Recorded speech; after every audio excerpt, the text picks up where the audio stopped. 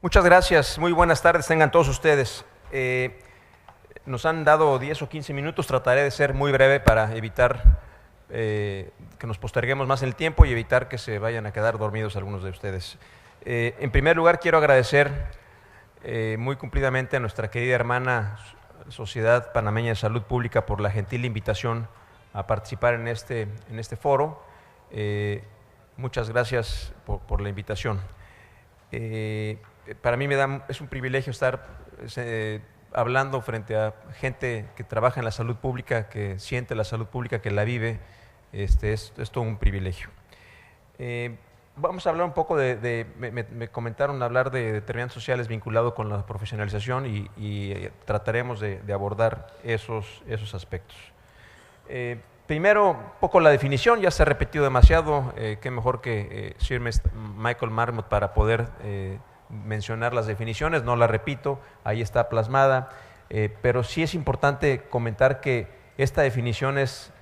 un resultado de la distribución, como comentaba también un poco él, del dinero, del poder y de los recursos, y ahora veremos una lámina que tiene mucho que ver con ello, y esto es desde nivel local, regional y mundial, y siempre depende mucho de las políticas que se van adaptando. Y es donde me parece que los salubristas, la gente que nos dedicamos a la salud pública, debemos elevar la voz, levantar la voz y hacer mención de lo que estamos y creemos que están ocurriendo fallas en los sistemas de salud y en los sistemas gubernamentales en lo general.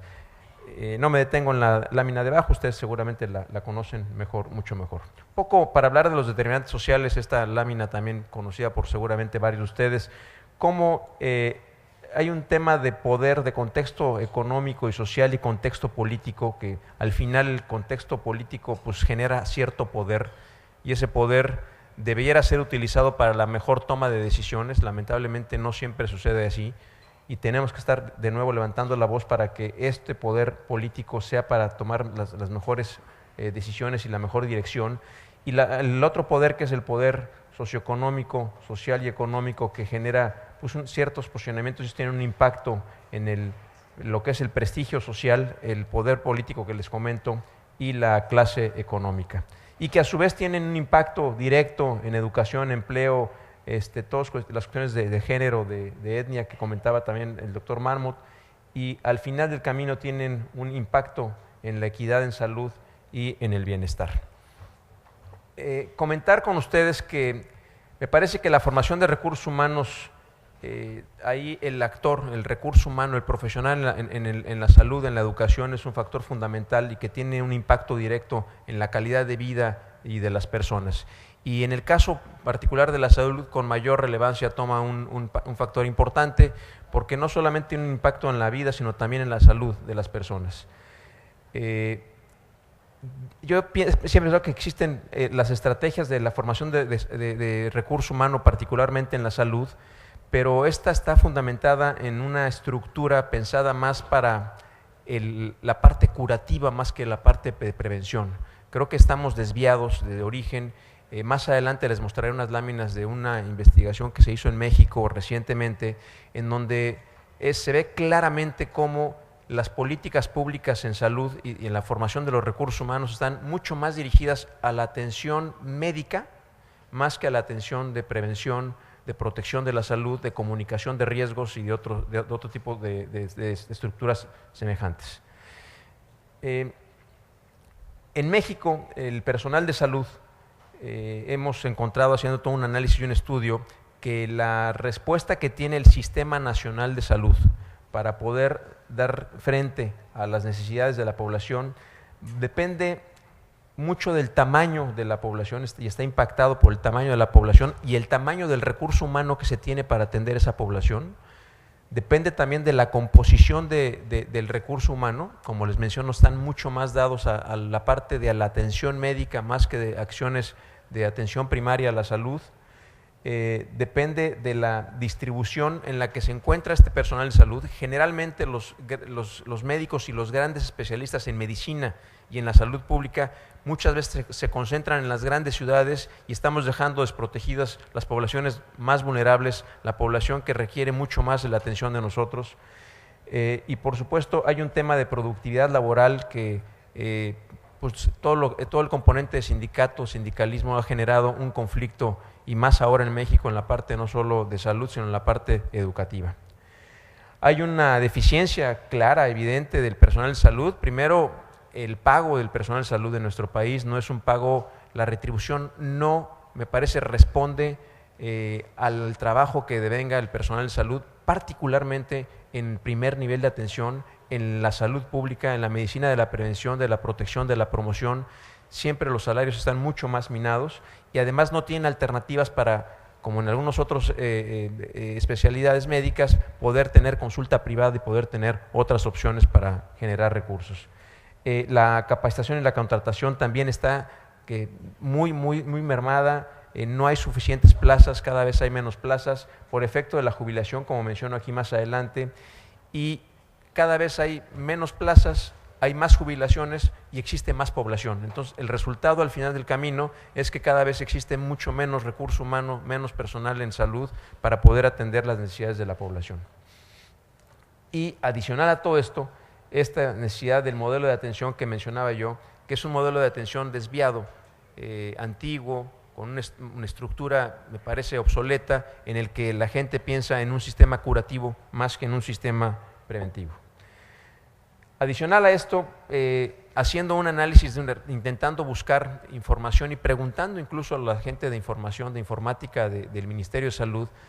no hay un conocimiento real, no hay un conocimiento claro del número de personal de salud que existe por diferentes especialidades, diferentes disciplinas, no se tiene con claridad. Como les mencionaba hace un momento, la distribución geográfica tampoco se conoce, pero no solo se desconoce, sino que además está mal distribuida, en donde se requiere mucho más personal para poder dar la atención a la población más vulnerable. En las zonas más lejanas es donde menos recurso humano existe y menos posibilidades de atención con oportunidad. Hablando particularmente de un estudio que hizo la Academia Nacional de Medicina con el CONACYT y la Universidad Nacional Autónoma de México, la gente más bien trae la idea en el componente médico hacia el crecimiento de la especialidad, de las grandes especialidades. Todo el mundo quiere ser cirujano, médico, internista, cardiólogo, ya se ha comentado esto, y poca gente trata de ir a buscar hacia otras especialidades en la parte de salud pública. En este estudio que les comento que está hecho por el CONACYT, la Academia Nacional de Medicina, se hizo un análisis de cómo están los médicos por 1000 habitantes en algunos países de la OCDE, y resulta, bueno, México de entrada pues sí tiene un papel bajo, 2.2, un médico por cada 1000 habitantes menos, además de que no solo se están educando gente en las disciplinas que requieren la salud pública, también hay un problema ahí con el tema del asunto de la especialización. Esta otra lámina muestra también cómo la gente está desviando, está haciéndose más hacia la especialidad. Ahí no alcanzamos a tener el nivel de la OCDE, pero lo que me interesaría mostrarles es esta lámina en donde podemos observar aquí cómo está la demanda y cómo está la oferta de las plazas. Y podemos ver que hay como el 10% se alcanza a cubrir la demanda de las diferentes especialidades médicas, pero también todavía más triste resulta que las especialidades en donde tiene que ver con la salud pública, y estoy sumando salud pública y epidemiología, prácticamente no dibujan en la escala de las especialidades médicas. Sí aparece como un consuelo el que la medicina familiar, que se le denomina en México, pues es la especialidad que tiene mucho más oferta para hacer una especialidad, pero de nuevo regresamos al modelo, sí, a lo mejor de la atención primaria de la salud, pero mucho más enfocada a la atención médica, cuando ya se presentó el problema, cuando ya tenemos el punto, o sea, solo estamos atendiendo la punta del iceberg y no estamos viendo toda la base de la estructura poblacional, de los estilos de vida, que justamente es lo que deberíamos estar más atentos. Nosotros creemos que la currícula del profesional de la salud pública no solo debe ser en cuestiones técnicas. Estamos empeñados en que la currícula del profesional de la salud pública debe también tener componentes operativos, componentes de la operación, de cómo ir a campo, cómo resolver el problema, cómo analizarlo, pero además también el componente gerencial. Me parece que nos están haciendo falta gerentes en salud pública, formación en gerencia en salud pública. Ya lo hablaba hace un momento aquí mi colega Dionisio, que Pues yo veo que había 2 cubanos, pero también hay 2 epidemiólogos, entonces ya vamos agarrando parejo. Dionisio siempre va agarrando la delantera, pero justo lo que necesitamos es tener esa capacidad gerencial, el que nos podamos desarrollar en la parte de liderazgo, trabajo en equipo, comunicación, toma de decisiones, y eso nos está faltando en las currículas para poder completar mucho mejor el esquema de la formación de los recursos humanos. Como les comentaba, debemos tener una perspectiva en la aplicación de la salud pública para la toma de decisiones. Y yo me he preguntado varias veces si la salud pública solo se puede ejercer en el sector público. Salud pública, sector público, y yo tengo claro que no solamente en el sector público se puede desarrollar un profesional de la salud pública. Hay muchísimos ámbitos, y aquí solo menciono, bueno, casi menciono todos, me faltó quizás el sector académico.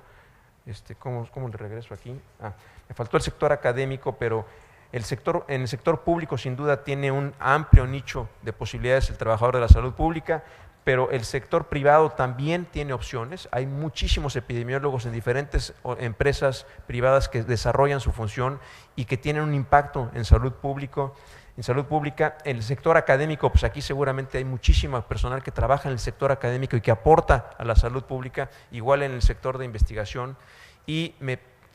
aquí sí hago el comercial de la importancia del sector social en la salud pública. Y aquí estamos justamente, me parece, mucha parte representada del sector social y del impacto que puede tener el sector social en materia de salud pública. Para esto, aportes que han hecho la Sociedad Mexicana de Salud Pública en materia de cómo profesionalizar, cómo aportar, cómo llevar, cómo conducir más en la formación, tenemos diplomados que hemos realizado, diplomados en línea, además con la posibilidad de hacerlo a horas en la noche para que el trabajador no interrumpa sus horas laborales, con valor curricular, por supuesto, pero al final que le acerque herramientas. Y recientemente lanzamos el último diplomado que está mencionado aquí hacia abajo a la derecha, que es justamente un diplomado en salud pública aplicada, que sí conlleva el estar estudiando 6 meses continuamente en la parte, pero puede ser en la noche, fin de semana, pero que me parece que son herramientas que deberíamos buscar aprovechando todo el componente tecnológico moderno que hoy tenemos, y que podemos estar inclusive de fin de semana en alguna casa de descanso y estar revisando con toda tranquilidad y estudiando estos diplomados. Entonces, esa es la parte que estamos ofreciendo nosotros. Nos hemos sumado, junto con el gobierno, hemos comprometido muchas plazas para estos diplomados y para que la gente siga desarrollándose profesionalmente, y tratar de disuadirlos para que vean que hay cosas mucho más importantes que atender a un paciente en una cama de un hospital, sino que hay que atender a la gente sana antes de que llegue a su hospital. Es mucho más económico, mucho más costo efectivo y mucho más, me parece que hasta satisfactorio, el poder evitar que la gente llegue a las unidades hospitalarias.